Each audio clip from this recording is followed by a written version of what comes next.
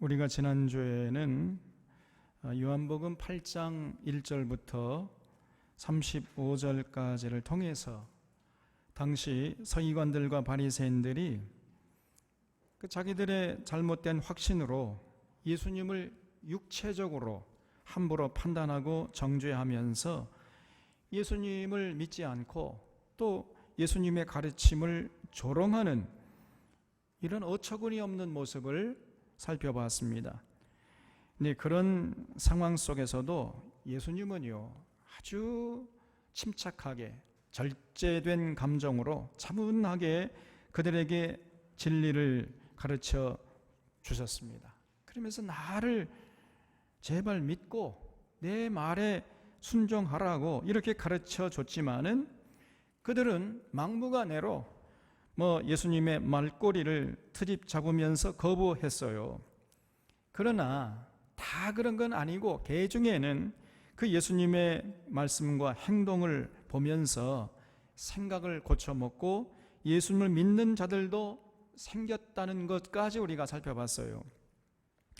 오늘 예수님은 이렇게 이제 여러 많은 가르침과 대화를 통해서 그들의 생각이 새로워져 가지고 예수님을 믿은 그 유대인들을 향해서 아주 굉장히 중요한 말씀을 하셨습니다.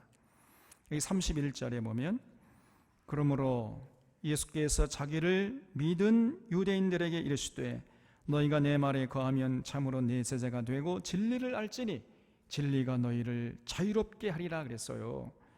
여러분, 정말 이 말씀은 우리가 뼛속에 새겨야 될 너무나 소중한 말씀이에요. 거기 자기를 믿은 거기에 줄쳐 주시기 바랍니다.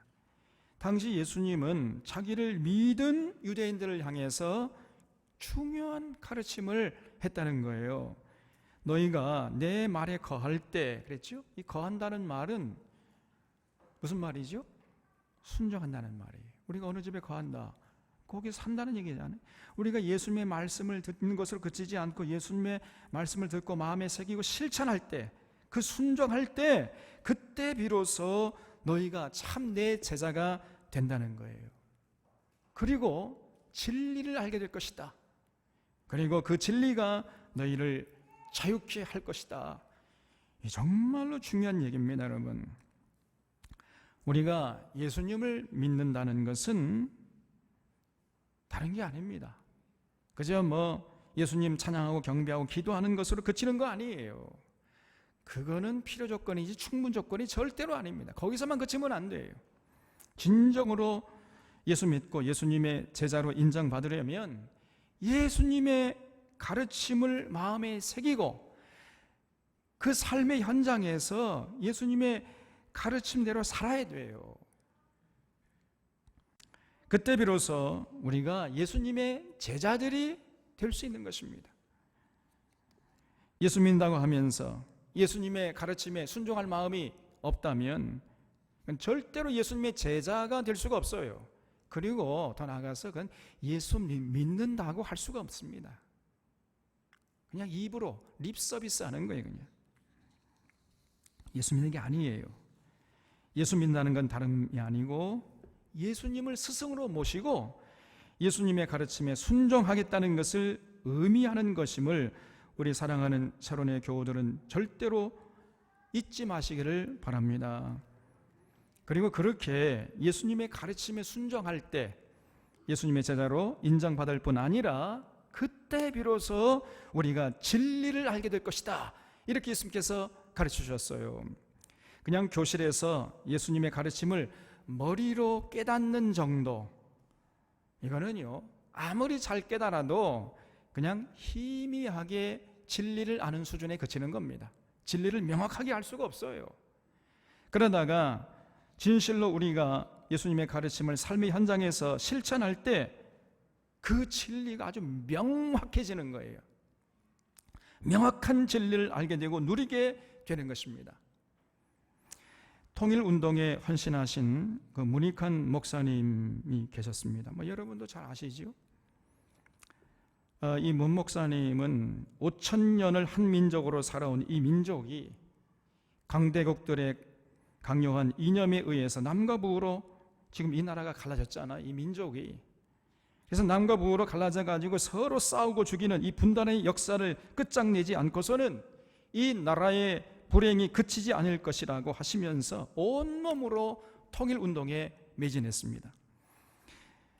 지금도 살아있지만은 당시에 이 국가보안법이 시퍼렇게 살아 있었어요. 그런 1989년에 잠꼬대 아닌 잠꼬대라는 이런 시를 썼습니다.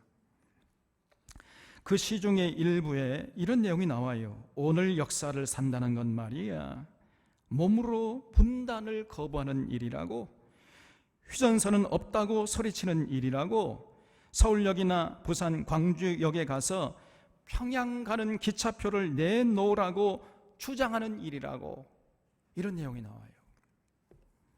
이런 시를 쓰고는 정말로 1989년 새해를 맞이해서 훌쩍 그냥 북한으로 가버렸어요.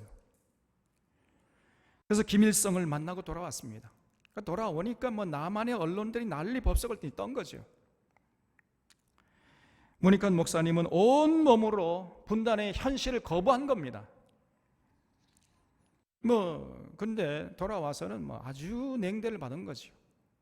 결국은 국가보안법 위반으로 이제 감옥에 들어갔어요. 그 노구를 이끌고 그 감옥을 그냥 그때부터 제 집 드나들듯이 이렇게 살았습니다, 여러분. 그 와중에도 이 문 목사님은 그 감옥에서 더욱 젊게라는 책을 썼어요. 감옥에서 자신의 몸을 이제 임상 실험으로 내놓은 겁니다. 수지침, 감옥에서 할 일이 없잖아요. 그러니까 이제 수지침을 연구한 거예요. 그래서 돈이 없어가지고 병원에도 가지 못하는 서민들이 이 수지침을 통해서 건강을 회복할 수 있도록 도와주는 이런 책을 펴낸 것이 더욱 젊게라는 이런 책이에요. 제가 그 책을 갖고 있으니까 혹시 보고 싶은 분들은 저한테, 이거 지금 품절이 돼가지고 살 수가 없습니다. 빌려가면 반드시 반납을 하셔야 돼요. 이처럼 문익환 목사님은 내 이웃을 내 몸과 같이 사랑하라는 이 예수님의 가르침을 평생 온몸으로 실천하고 순종했습니다. 그런 목사님이 이제 돌아가시기 직전에 무슨 말을 하셨냐면요, 내가 이제야 너의 이웃을 너의 몸과 같이 사랑하라고 가르쳐 주신 이 예수님의 말씀을 조금 알 것 같다, 이렇게 말씀하셨어요. 우리가 예수님의 가르침을 순종할 때 비로소 진리를 알게 되는 것입니다. 머리로만 이해하는 것은 진리를 분명하게 알 수가 없어요. 희미하게 알 뿐입니다. 그러다가 삶으로 손과 발과 온몸을 동원해서 이 예수님의 가르침에 순종할 때 비로소 진리를 명료하게, 영롱하게 알게 되는 거예요.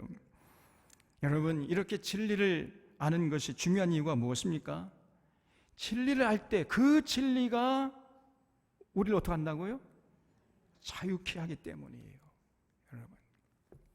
그렇기 때문에 우리가 분명한 진리를 알고 누리는 것이 너무너무 중요한 것입니다. 예수님을 주목하고 예수님의 가르침을 마음에 품고 그 말씀에 순종하면 할수록 거기에 비례해서 명확한 진리를 알게 되는 것이고, 그 진리가 우리를 자유케 하는 거예요. 그래서 예수님을 믿는다는 것은 예수님의 가르침에 순종한다는 것이요, 예수님의 가르침에 순종할 때 비로소 우리가 예수님의 참 제자로 인정받게 되는 것이고, 그리고 진리를 알게 되는 거예요. 그리고 그 진리가 우리를 자유케 하는 것입니다. 예수님께서 이런 굉장한 진리를 당시 예수님을 믿은 유대인들에게 가르쳐 주신 것이죠. 그러니까 그 말을 들은 당시에 유대인들이 또 반문하기를, 여기 33절에 보면 그들이 대답하되 우리가 아브라함의 자손이라 남의 종이 된 적이 없거늘 어찌하여 우리가 자유롭게 되리라 하느냐 그랬어요. 아니, 지금 당신 무슨 말을 하는 거요? 우리가 이렇게 남의 종 된 적이 없고 충분한 자유를 누리고 있는데 무슨 또 자유를 누린다고 하는 거예요? 똥땅지 같은 소리 하는 거요? 이렇게 반문한 거예요. 이 사람들은 아주 순진하고 단순한 사람들입니다. 나는 육체적으로 그 쇠창살이라는 감옥에 갇히지 않으니까 나는 자유롭다, 나는 자유를 누리는 자유인이다, 이렇게 생각하는 거지요. 택도 없는 얘기입니다. 그렇지 않아요. 창살 없는 감옥에 사는 자들이 얼마나 많은지 알 수가 없는 것입니다. 비록 그 쇠창살이 있는 그 감옥에 육신이 갇혀 있지 않으면서도 실제적으로는 자유를 잃고 살아가는 사람들이 세상 천지에 너무나 많아요. 이것이 현실입니다, 여러분. 우리 모두는 정도의 차이는 있지만은 세상 것에 다 얽매여 있어요. 이런 것들이 하나님이 주신 천부의 자유를 갉아먹는 것입니다. 많은 사람들이 스스로 자유롭다고 생각해요. 그러나 그렇지 않습니다. 미국의 유명한 구약신학자인 이 브루지만이라는 사람이 있는데, 이 사람이 굉장히 중요한 얘기를 했습니다. 인간이 누구냐고 물을 때에 Who am I? 라고 물으면 안 된다는 거예요. 내가 누구냐 하는 물음은 정확한 물음이 아니라는 것입니다. 정확한 물음은 뭐냐? Whose am I? 이렇게 물어야 한다는 거예요. 내가 누구에게 속해 있느냐? 내가 무엇에 매여 있느냐? 이렇게 물을 때에 이런 물음이 정확한 물음이다, 이런 얘기를 했어요. 우리가 어디에 매여 있는가를 돌아볼 때 비로소 우리가 누군가 하는 정체성이 분명해진다는 것입니다. 근데 많은 사람들이 그저 그냥 자기가 감옥에 갇혀 있지 않기 때문에 자유롭다고 생각해요. 예수님 당시의 서기관들, 바리새인들, 많은 유대인들도 그러했던 것입니다. 그래서 이런 자들을 보고 예수님께서 34절에서 예수께서 대답하시되 진실로 진실로, 강조법이죠, 너희에게 이르노니 죄를 범하는 자마다 죄의 종이라 그랬어요.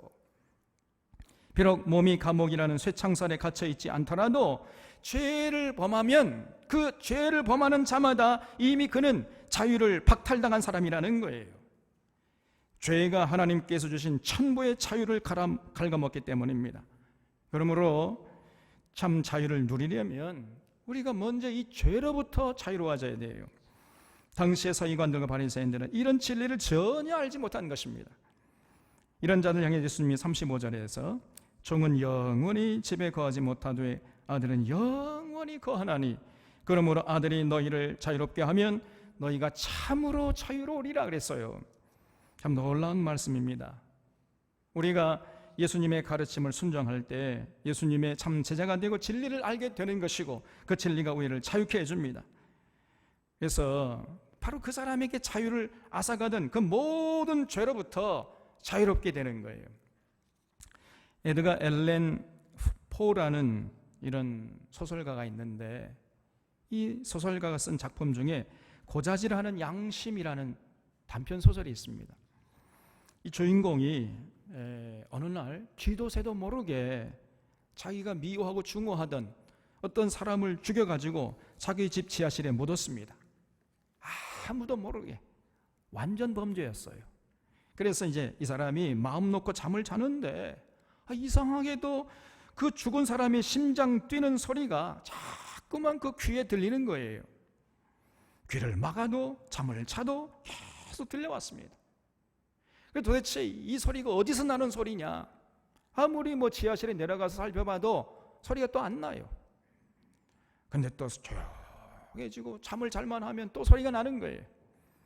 마침내 그는 그 소리가 지하실에서 나는 소리가 아니라 자신의 마음속에서 울리는 양심의 소리라는 것을 깨닫게 된다는 이런 소설이 있습니다, 여러분. 이 작가는 이 소설에서 죄를 범한 인간의 모습을 묘사하고 있는 것입니다. 이 죄가 우리의 자유를 뺏어가는 원흉이에요. 하나님 우리에게 자유를 주셨는데 많은 사람들이 죄를 범해서 하나님 주신 자유를 누리지 못하고 박탈당하고 있는 것입니다. 그러므로 우리는 반드시 이 죄의 사슬에서 벗어나야 돼요. 우리의 자유를 갉아먹는 죄는요, 너무나 다양해요. 이 대표적인 죄가 바로 돈을 사랑하는 죄입니다. 말은 안 하지만 많은 사람들이 돈을 사랑하는 죄를 범하고 있어요. 그래서 자유를 박탈당한 채 살고 있는 것입니다. 사도 바울은 말하기를 죄를 사랑함이 일만하게 뿌리가 되나니 이것을 탐내는 자들은 미혹을 받아 믿음에서 떠나 많은 근심으로써 자기를 찔렀도다 그랬어요. 여러분, 모든 죄의 뿌리를 파고 들어가면은 돈을 사랑하는 모습이 나온다는 거예요. 돈을 사랑하는 것이 일만하게 뿌리라 그랬습니다.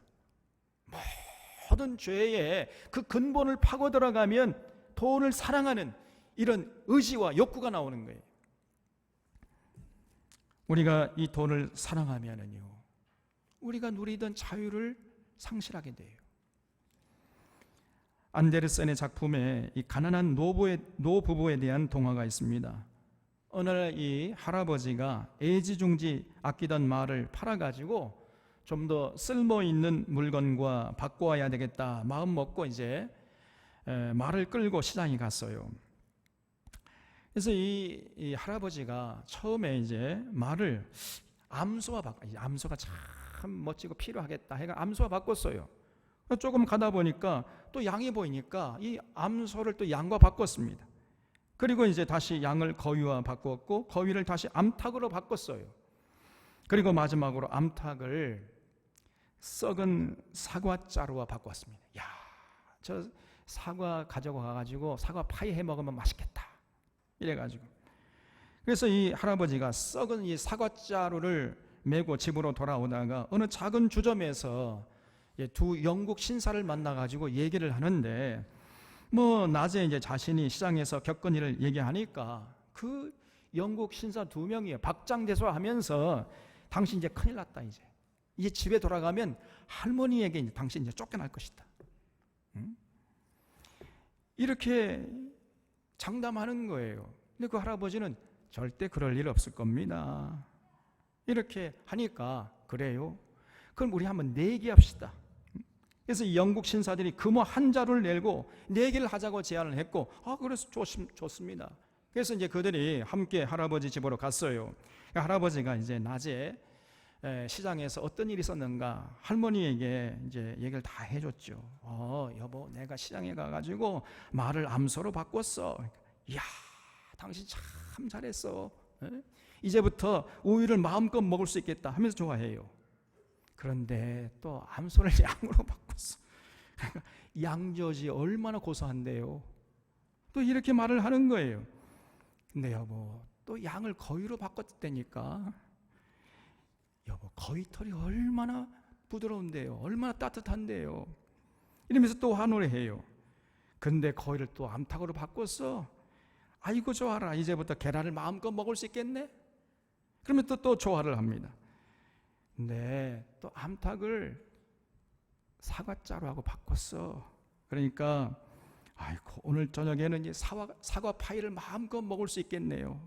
이러면서 좋아해요. 그 할아버지 입에서 어떤 말이 떨어지기가 무섭게 할머니가 끊임없이 감격하면서 기뻐했습니다. 좀 이상하죠? 대부분의 사람들은요, 그런 모습을 보면 그 할머니 바보 아니야? 이렇게 반응을 할 것입니다. 대부분의 가정에서 만약에 남편이 할아버지처럼 그렇게 했다면요, 당장에 그 아내가요 눈에 쌍심지를 키는 거예요. 그냥 당신 미쳤어? 그 비싼 말을 썩은 사과 한 자루로 바꿔와요? 내가 못 산다니까. 아니 이렇게 세상 물정을 몰라? 당신 바보야? 이렇게 나올 겁니다. 저기 사모님 회개하세요. 근데 사실은 저도 회개해야 돼. 저도 생각해보면 저도 그래. 여러분도 마찬가지 아니에요, 사실은.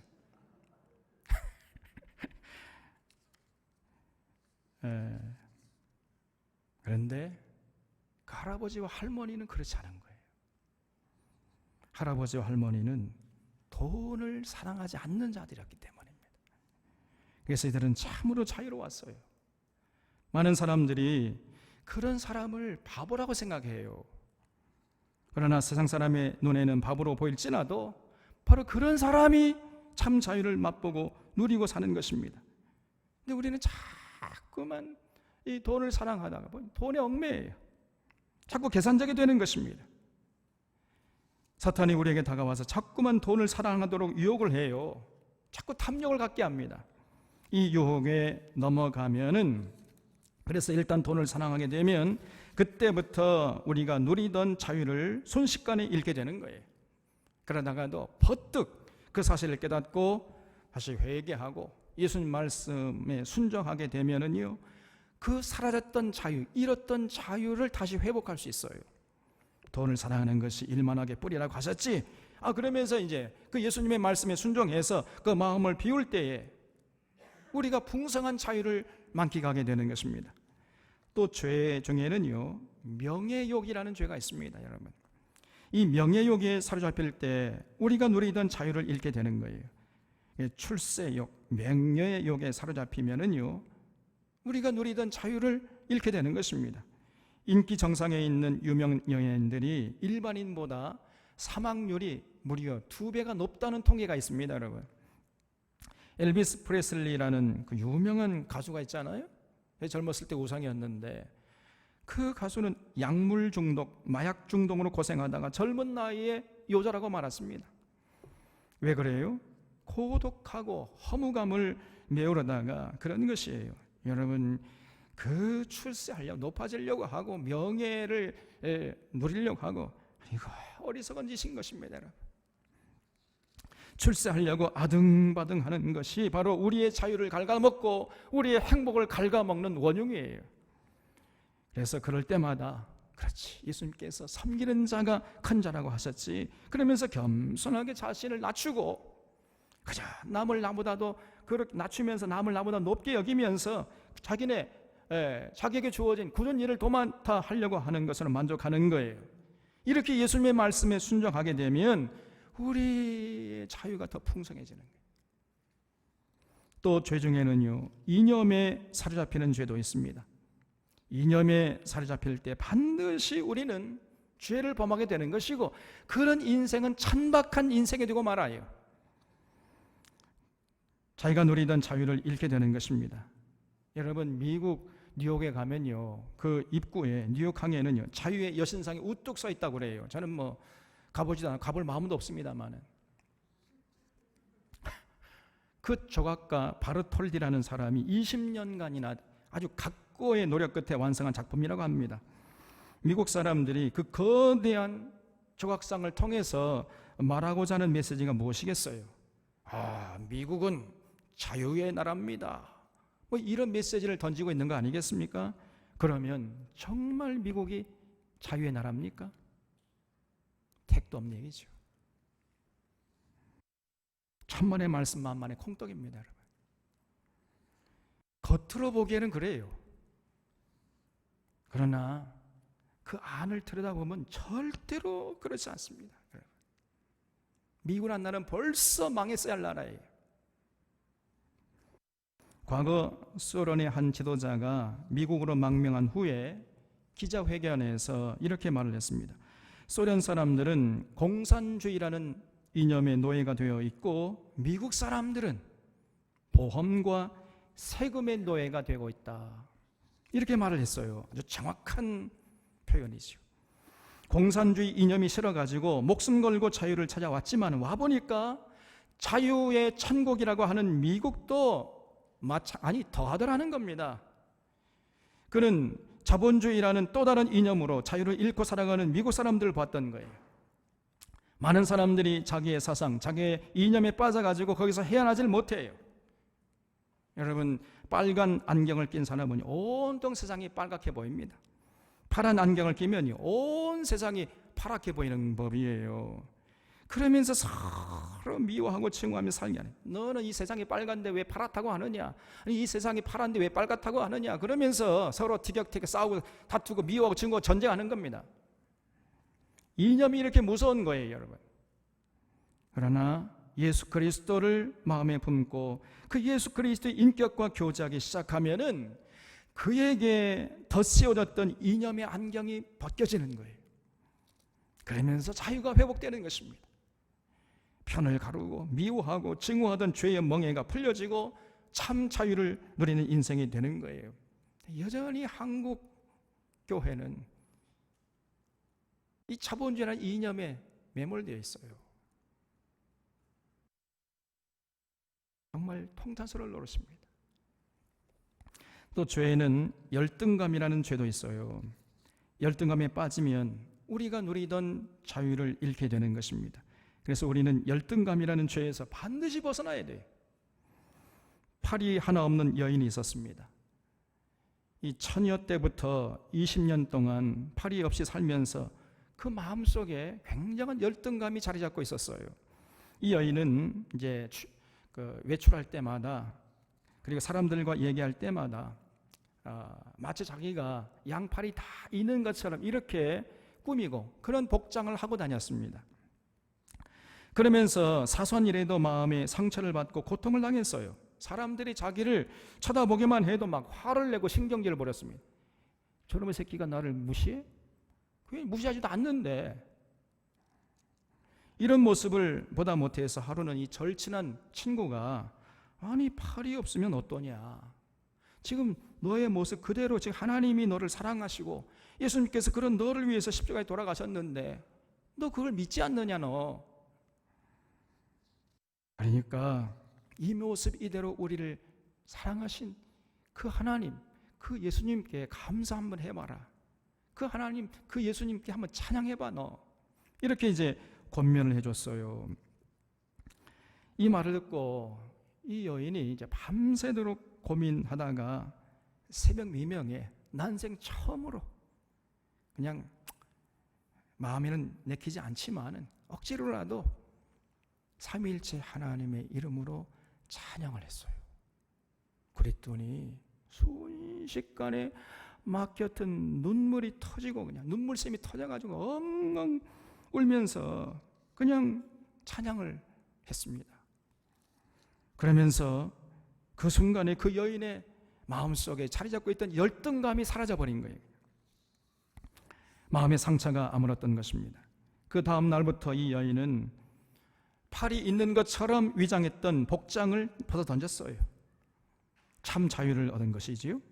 이렇게 팔 하나 없는 것을 인정하고 나니까 마음이 너무나 홀가분해진 것이고 이제는 숨길 것이 없으니 자유를 만끽할 수 있었던 것입니다. 예수님께서 이 여인을 자유케 하신 것이죠. 여러분, 또 죄가 어떤 모습으로 찾아옵니까? 죄의 삭은 사망이라 그랬잖아요. 죄의 결과로 인간은 죽음의 두려움에 사로잡히게 되는 것입니다. 이 죽음의 두려움에 사로잡힐 때 우리의 자유가 사라져버려요.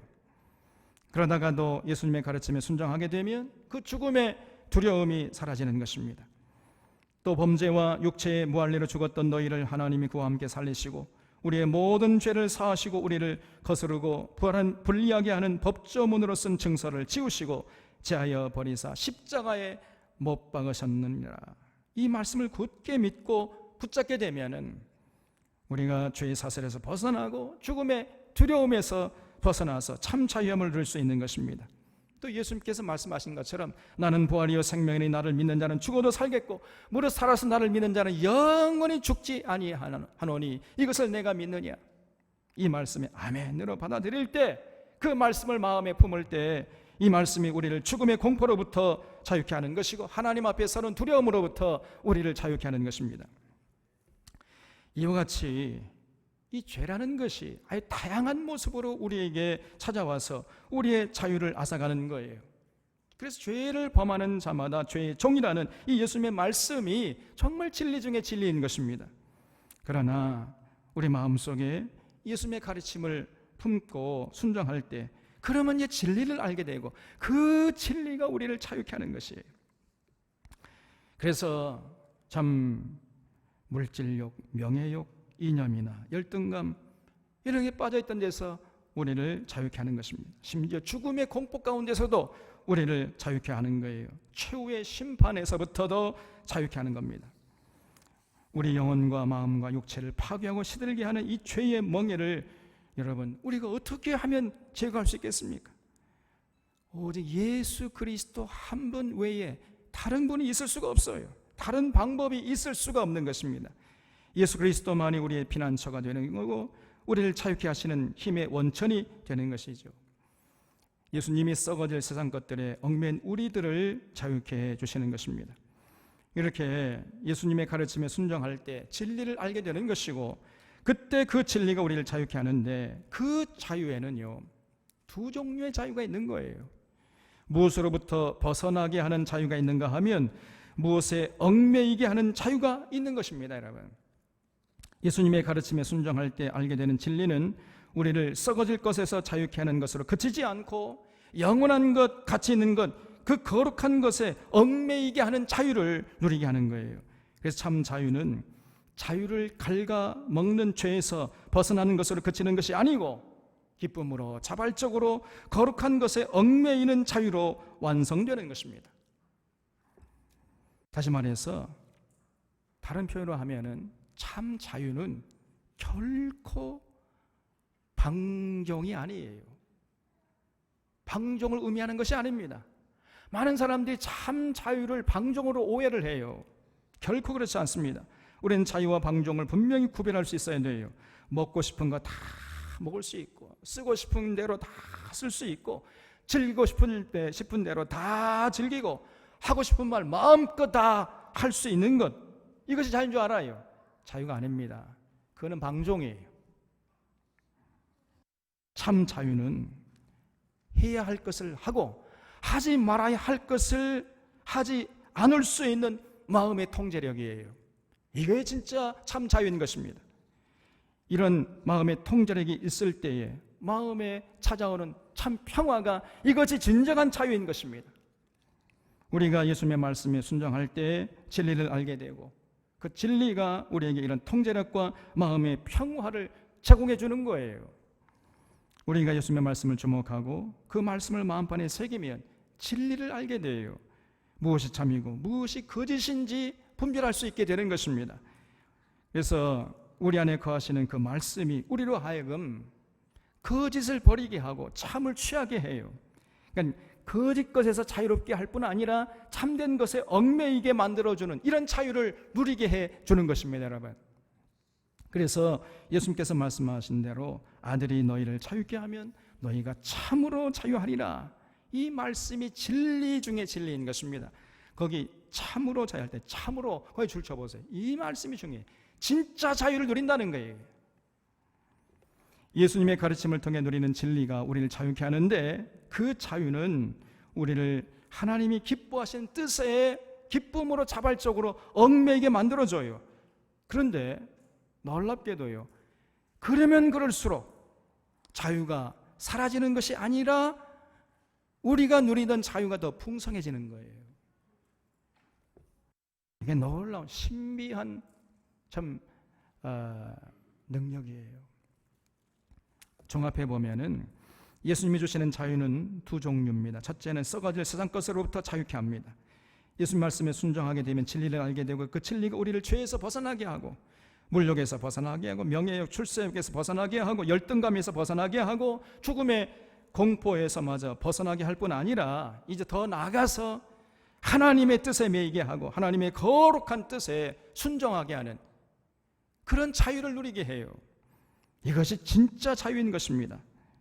이런 자유를 예수님께서 우리에게 주신다 그랬어요. 이런 자유가 정말 우리에게 소중한 거예요, 여러분.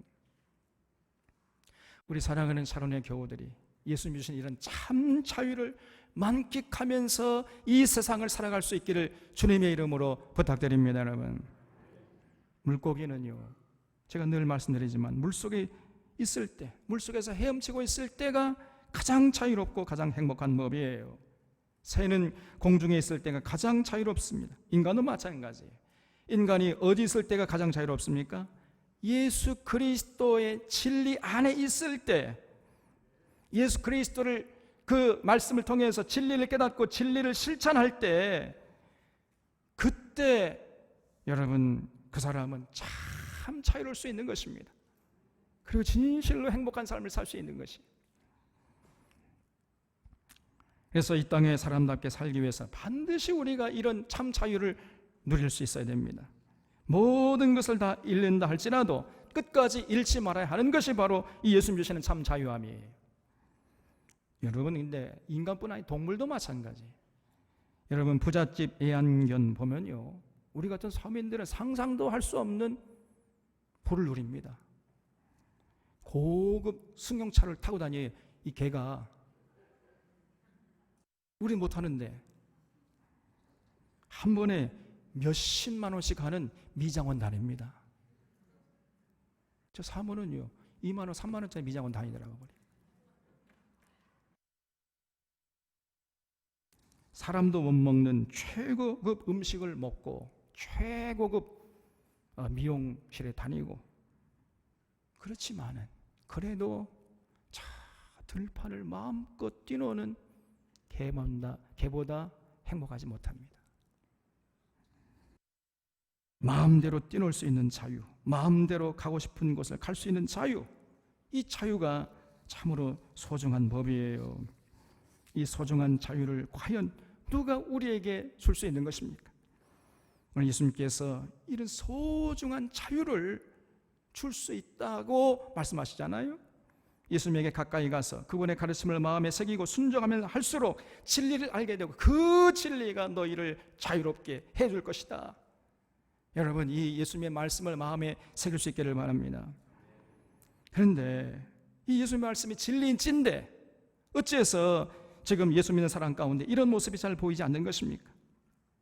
어찌해서 여전히 물질에 얽매이고 명예욕에 얽매이고 열등감에 빠져서 오적거리고 어찌해서 죽음의 두려움 속에서 헤어나질 못하는 것이에요? 어찌해서 하나님이 기뻐하시는 거룩한 일에 헌신하지 못하는 것입니까? 예수님이 자유롭게 하지 못하기 때문이에요? 자유케 하시는 예수님의 능력이 부족하기 때문입니까? 절대로 그렇지 않아요. 예수님에게는 문제가 없습니다. 문제는 그 사람에게 있는 거예요.